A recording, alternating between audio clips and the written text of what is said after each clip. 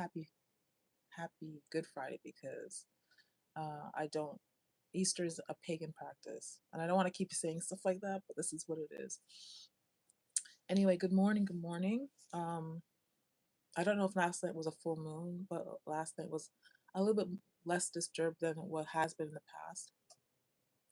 I'm going for my run now, but I wanted to do a quick live because the Lord brought something to my attention last night that it brought clarity to me. At this stage in my walk, um, I know who I am. I know what I bring to the table. People don't have to tell me what it is I bring to the table. I know already. And when you know who you are and how much you have to offer, um, it's like the Lord brought to my attention the concept of a cup being full, a full cup. Because there's a time in my life where I don't think I was full. I wasn't a full cup, but um, I think I was looking for a situation to fill me. And I was fairly full. And as a cup, when you put yourself in a situation where you're looking for people to fill you, but you're fairly full, people see your potential. They see that you're fairly full, you have a lot to offer. But when you see yourself from a position or a perspective of not being full, that's a pessimistic perspective. So that means people can probably see you as someone who doesn't see your value. So that's a place I was coming from. So I put myself in situations where I didn't see that I was almost full, and people who saw how full I was or how much potential I was would entertain me in whatever way, shape, or form, whether it be through friendships, family, romantic relationships, whatever it might be. And they depleted me because I allowed them to. Um, what I'm saying is this, especially if you're one who has been chosen, if you've been the black sheep of your family, there's a reason why that you were chosen as the black sheep, the target, someone that people envy for no reason, someone that people hate for no reason. For me, I realized that no one can do for me or take care of me better than I can do for or take care of me.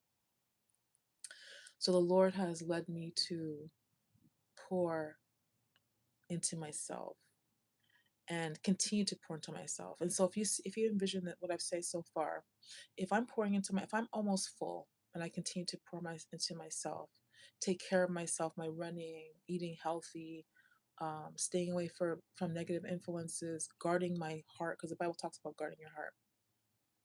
If you're if you pour into yourself to completion, that you are full, whenever you go into a situation, you have enough to pour into the people that you interact with. So people who work in a store, maybe a child you see on the street, someone who may need help, you'll have enough to be able to pour and not feel depleted.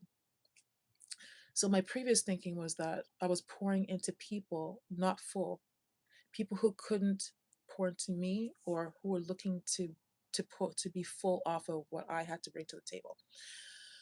So what I'm saying is that I've been pouring into myself, and I'm going to continue to pour into myself, and I will continue to engage people um, at a distance. Like I have layers to me, so it's not easy for someone to get into the core layer for me. People can see superficially who I am and they can believe what they want, but not many people will know, not even family will know truly who I am. And I'm keeping it that way. I think that's the smartest thing for me to do. I'm sharing my journey with you because I think that the Lord has led me to, and I think the reason why is because there's a lot of people out there who are half full, maybe not even full at all, who are looking to be filled with people who are not full themselves. Lots of people out here are broken. They are looking for ways to fill themselves through alcohol, through intimacy with people who are empty, people who are just, they encounter conquest, get those conquests, and then they're no longer full. Then they're even less full. So the purpose of this live is to let you know that the Lord wants me to share with you that you're not by yourself in this world. He's here, He's with you. And if you're wise, you will look around you and see what is pouring into you and what is depleting you, right? It's important that we are full. If we are full vessels and we can do God's work, we can go out there and love on people unconditionally. We can go out there and help others who need our help. We're not walking this world selfishly. We're not looking to deplete others for our own gain. There's so many people here who are so broken, that are so empty, that when they see you full or are almost full, they want to take from you. And so on this Good Friday, I'm just letting you guys know that my position is that, and I think the position of all those who the Lord has called for this time, that you need to be pouring into yourself. If that means being in solitude, and reflecting on where your decisions have gone wrong in relations to surrounding yourself with people who deplete you, that's important. Reflection is important. To know who you are is important. Because a lot of the decisions that we make are based on how we were raised, what we were taught, the people that we surrounded ourselves with. So I've already done that reflecting. I already know the people who are my space, people who are my family, people who are my life, because they saw my kindness as weakness, made plans and made decisions based on what they perceived of me, not knowing that there's layers to me, and that if they knew fully who I was, they would have never made the decisions that they made. So anyway, my cup is full, and my job, my focus is to keep it full.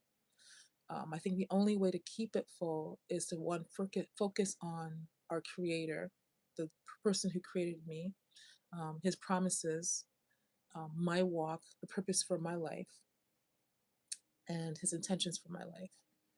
Uh, I think a lot. I've let a lot of people speak into my existence and let me and try and tell me who it is I am, what my purpose is, and what I've discovered is through witchcraft and whatever else, people knew the calling of my life when I was a baby, and that's partly why I was the black sheep, because even a parent could possibly be jealous of their child if they know their child had a bigger purpose than what was perceived. And I think back to when I was going to school and all the difficulties I had. I had so many difficulties, and I can't even imagine being as intelligent as I am now, or as I realize I am now, and had the struggles I had as a child. It doesn't make any form of sense unless it's witchcraft.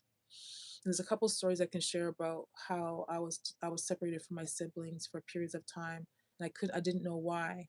But now that I know the calling on my life, I realize why I was separated, why my mother decided that she would do things with the other siblings and not with me. I didn't.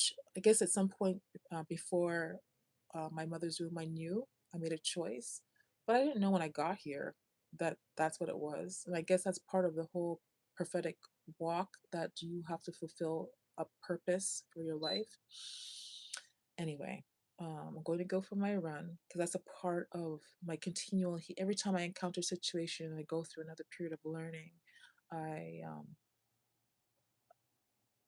I have to reinforce that I need to stay focused on the things I decided I was going to do to keep myself healthy and grounded. This platform is one of those things. Not only I know that the Lord has led me to understand I'm helping people, but this also pours back into me. So all those of you who have supported me, who have spoken kind words, who have given me messages, emails, whatever else, even the ones who are pretending to not know me and are under false uh, um, uh, names or whatever else, still just the idea that people have supported me is it pours into me.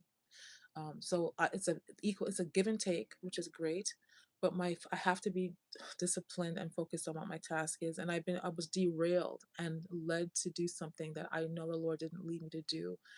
It's so clear that I could never be successful in this because of the calling on my life and what the Lord has led me to understand is true in regards to me. I couldn't possibly do this. It requires me to Anyway, the point is that my job right now is to go do what God called me to do. And many will not understand it, but that's okay. I don't, it's not my job to have people understand why I make the decisions I make. My job is to just do what the Lord calls me to do. I just also wanted to address something about witchcraft. Okay. I wanted this just to be very clear. Witchcraft doesn't even have to be black magic. Witchcraft is anything you do that twists someone's narrative, that changes people's perspective about what is true and what is right and what is the actual situation. That's witchcraft. It could be gossip, it could be slander, it could be magic. But whatever it is that you're doing that sways people's perspective uh, away from the truth is witchcraft.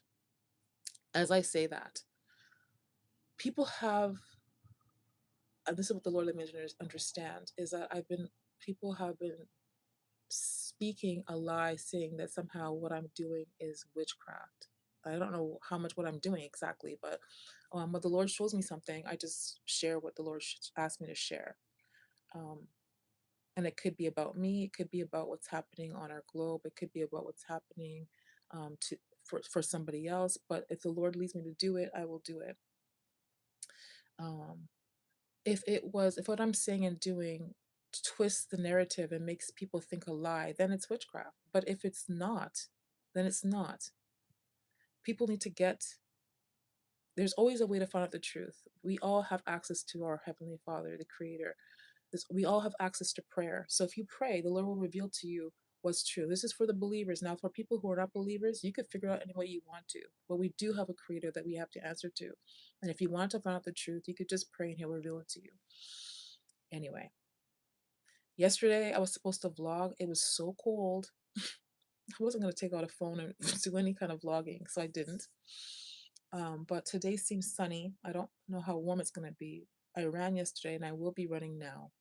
And I'll come back on in a bit because today's a laid back kind of day. So I think people will be available once they get up to voice any concerns they might have or address anything they might have in regards to issues or questions they might have.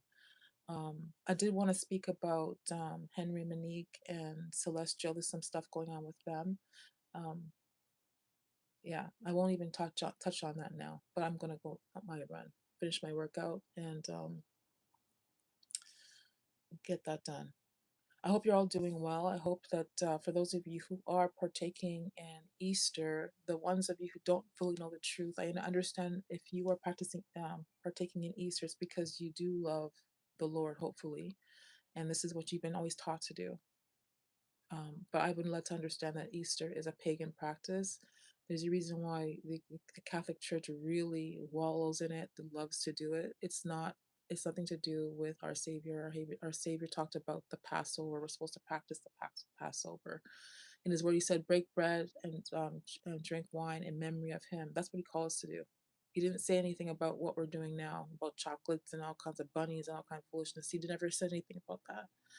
So, and if people are going to voice an issue with that in relations to books that have been removed, even the removed books doesn't talk about or glamorize Easter. It's definitely a pagan practice. But anyway, okay, guys, I'm gonna go for my run. I will talk to you in a little bit. Remember, pour into yourself, love on yourself. No one can love you better than you can love yourself. That is the truth. There's nobody that knows you better than you. You know, I have a thing before I go. I have a thing about makeup and clothes. Okay, if we were in a situation where the only thing you had access to put on was a black plastic bag, you know, what would you look like? What would be your beauty? Most of your beauty would have to come from your inside, right? You can. That's the one thing you can't. You have access to that no one can take from you. That only you can determine what it looks like is your inside.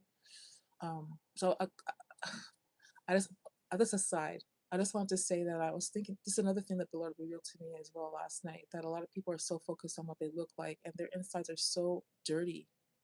Their insides are so hollow and dark and they have nothing.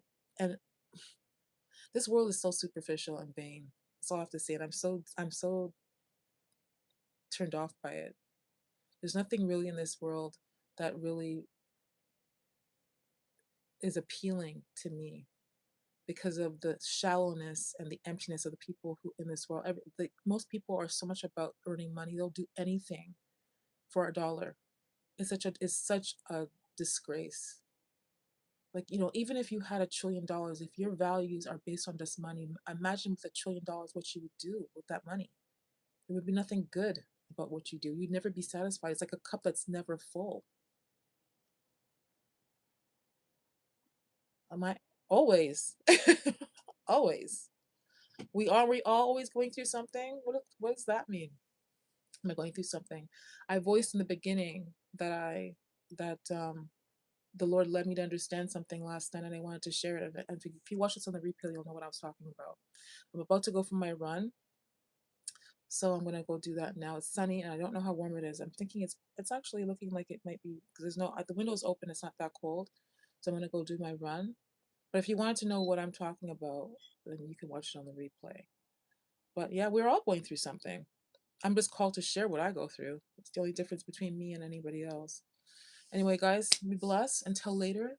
And remember, you're made marvelously. You're a special generation of people. Enjoy your day if you're not working, because some people still have to work today, unfortunately, for some people. Right?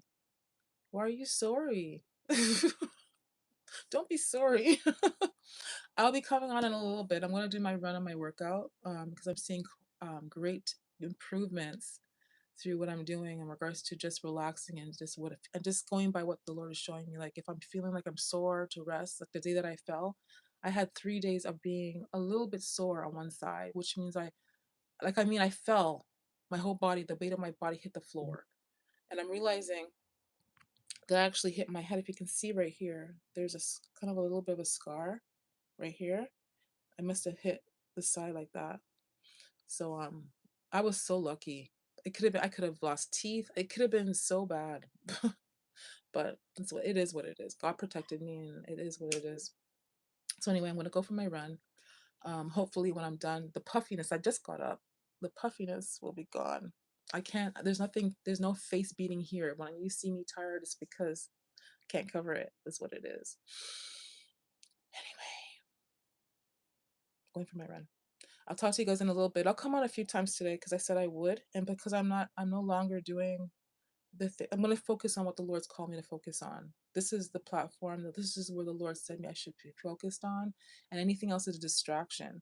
So this is what I'm going to focus on. That's what the Lord said I should focus on, and I'm not going to be disobedient because the consequence for being disobedient will be huge for me. So yeah, don't be sorry, love. No big deal. I don't know what you're sorry for. It's okay. All right. Until next time. Until later. Be blessed.